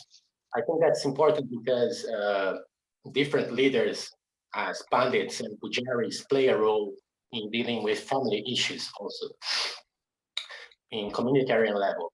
Also, can you speak a bit more about the, so to say, folk explanations concerning the very causes of suicidal behaviors? I'm thinking here more specifically about situations in which spirits are taken as influencing suicide. I think in Dutch spirits, for instance. So thank you so much. Thank you very much, Marcelo. So, Professor Khan, or any of the other panelists, what about the role of religious leaders and how do they play their part in dealing with finding out these things? Because if somebody comes to them saying, well, Baba or Imam or Father, I think I want to die, whatever. What information do you have about how this is handled by our religious leaders? Is there anybody who is willing to? I've never had to have that discussion with my pundit, so I can't share anything. Is there anybody who's willing to share? Because you know what, Marcelo, what I would say, because of the passionate response to this and what is happening, new questions are emerging. So I do think usually once we have a program that generates the interest and questions that, especially ones that are new and remains unanswered, we have a part 2. So so far no one is coming to the. Is there? What about? Hello. Hi, I think the go question ahead, was Dr. posed. Doctor. I think the question was posed to Professor Khan. I think Yes, that's what he said. but I did not. Yeah, it's Professor Khan. I don't want to take up a whole amount of space here. So, if I can say one thing, like Hinduism was mentioned here, already. I can say that in general, most Muslims, and particularly the Sunni Muslims that are predominate in Guyana and in the Caribbean, consider suicide to be a sin. So, there's debate over, can you give them a proper Islamic burial and all of that if people indeed do die by suicide. So that is something that people have in mind. And it's stigmatized in religious communities. And, when people do approach religious leaders, as I said, they often they often tell them to do religious things, perform, like read certain surahs of the Quran, perform certain kinds of prayers, that sort of thing. And the intervention is left to that. Regarding the folkloric aspects of the kind of possession type stuff, I'm happy to have all the panelists answer. Okay. So, in terms of the folklorist aspect of it, is there, I'm not seeing Dr. Dwarka saying, I don't want him to think that I am not, relaying any questions to him. But I do want to mention that there is a correlation between mental illness, that a lot of times you would see that correlation about mental illness and demon possessions and so on, and people doing things, attempting suicide and stuff as a result, and thinking about possessions and so on, when it's really something that is a mental issue that's being left untreated. Marcelo, I want an answer for your question. Let's try Dr. Moodley. Dr. Moodley, you're here? I'm here. Okay, good. Go ahead. Let's hear the South African take on this folkloric aspect of suicide. Sorry, which aspect? The religious aspect?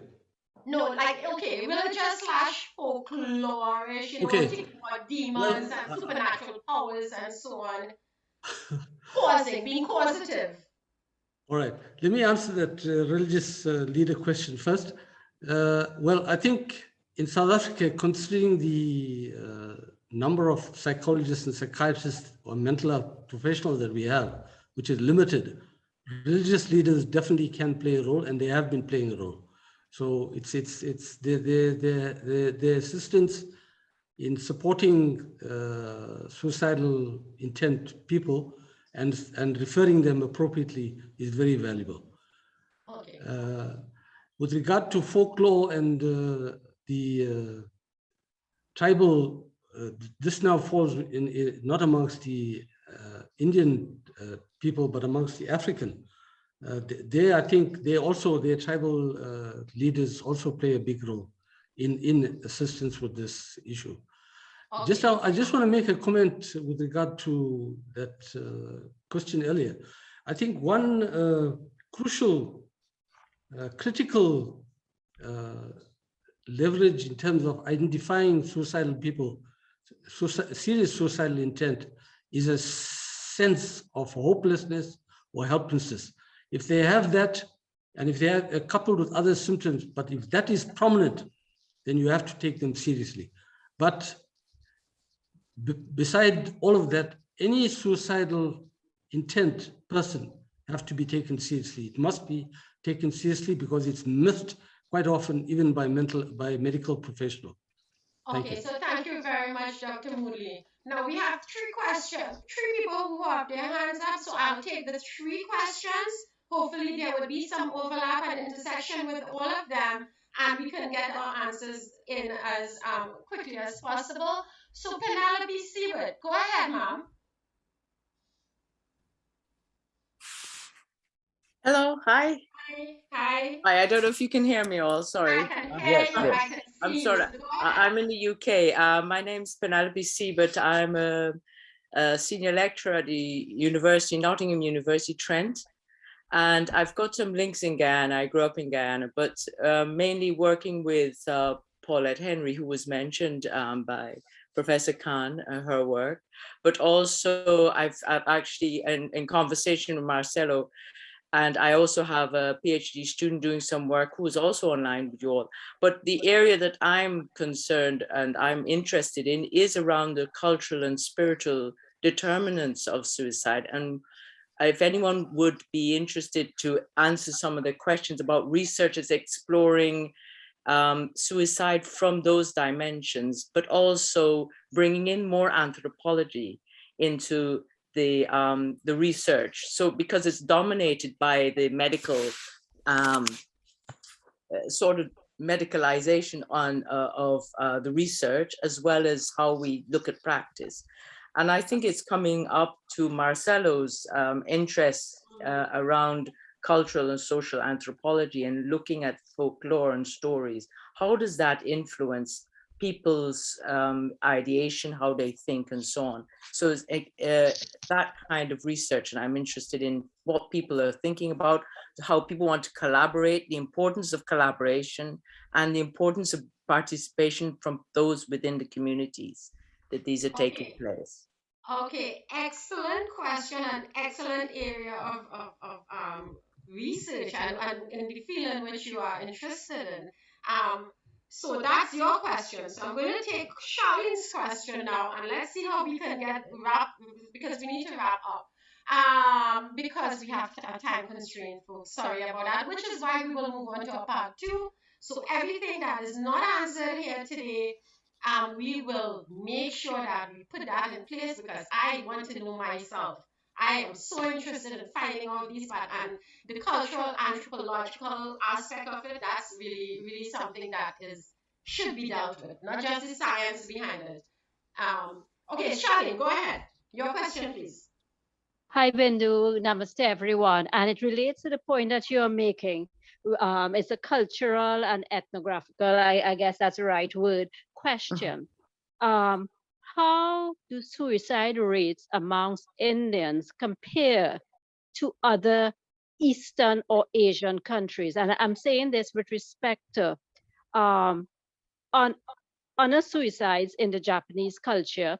And as one of my friends, her great-grandmother committed suicide because it's considered part of the culture where she was no longer productive in the family business, and it was considered normal and honor, and it was time to move on. How do those things compare to suicides in the Indian culture as we compare it to other Asian cultures? That's my question. Okay, so thank you, Charlene. So I have your question noted. So panelists, pay attention. So I'll be calling upon you in a minute. Dr. Bhagwan, go ahead, sir. Yeah, hi. I'll try to be really succinct, considering the time constraints. First of all, I want to say that I think Ravi Dev and Dr. Tara Singh have partially answered my question. I'm a little bit ambivalent and leery about some of all these intellectual studies. I certainly appreciate the need for statistics and history and trends and that sort of thing. What we really need is practical solutions. And so I've appreciated what Ravi Dev had to say, and also Dr. Tara Singh. Now, considering Blackbush Polder in Guyana, which is probably has the highest suicide rate, not in the Guyana, not in the Caribbean, but in the entire world, I believe. Has there been a thorough investigation, a thorough study about like what's going through the minds of people? Have there been interviews? Have there been conversations? I'd like to know what is being done. This is a very serious and urgent problem.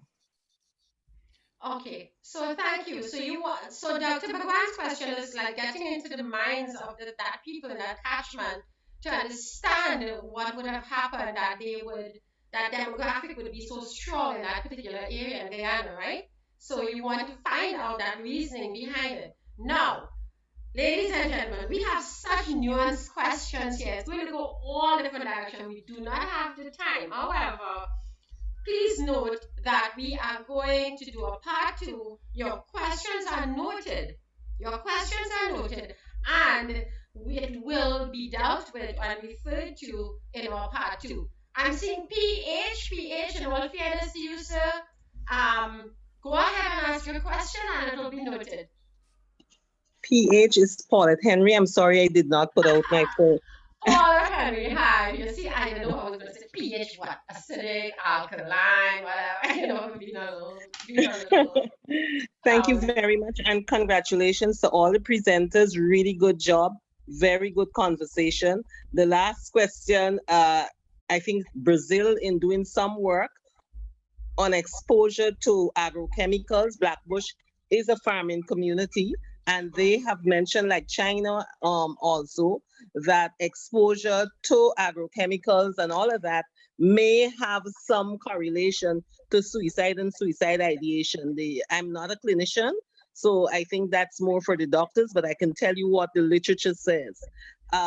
Just so to note that whilst we have, and we are doing a lot, I think, in Guyana to address the whole notion of suicide, it's still a problem, and I don't see it as a problem for one ethnic group now. It's kind of cutting across ethnic and cultural spaces, and it's something that only the literature, only the data can help us to understand why these things are happening.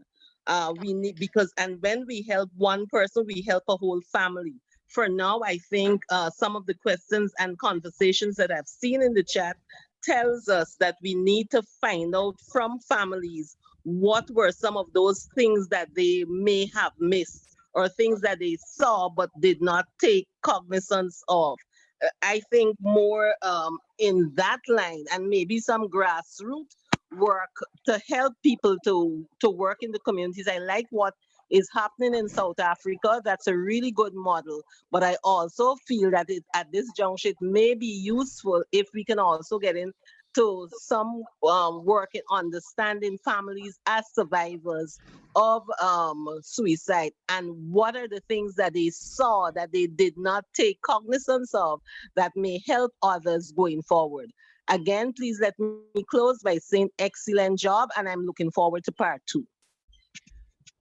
Paula, that was a brilliant idea. Having interviews with parents and families of people who would have been successful at suicide, so that it's only in retrospect that we see things now. A lot of times in retrospect, we see things and say, oh my gosh, how could I have missed that, right? So now and I'm going back for Penelope Siebert, Charlene, Dr. Bhagwan, and Paula, and Marcelo to some extent. Your questions are noted, and definitely in segment 2 of our program, we will be trying to make sure we answer or get you all some information for that.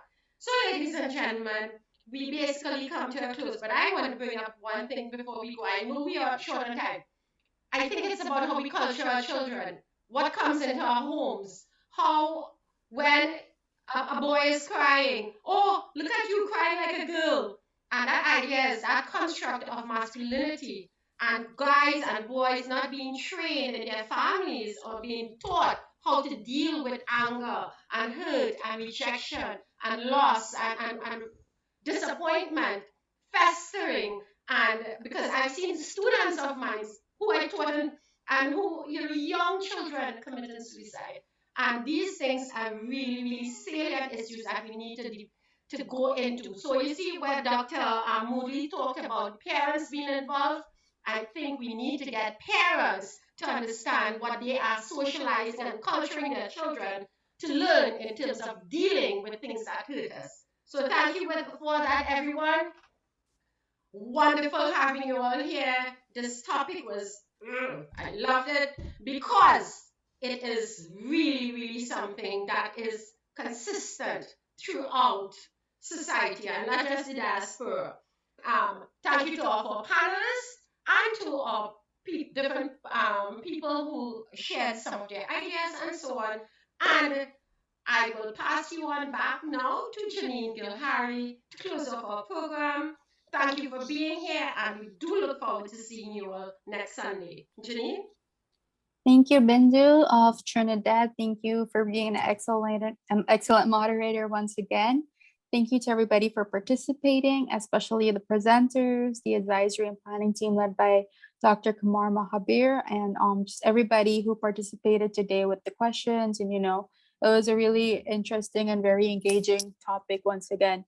We also like to give a special thanks to Dr. Tara Singh from New York, Brian Rampal from California, Kas Raj from Florida, Cliff Raj Kumar from Canada, Jay Sears from Grenada, Shalima Mohammed and Satsu Deo of Trinidad, Leo Brunnings and Dio Sharman from Suriname, Jyoti Rekha Premraj from South Africa, and many more. And also our IT manager behind the scenes, Ravin Ramsingh.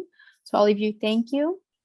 As I have said before, this meeting is hosted by the Indo-Caribbean Cultural Center. So feel free to contact the ICC to publish your books, magazines, and reports, and also send us your email address and WhatsApp number to continue to build our database. And please like, share, follow our Facebook page.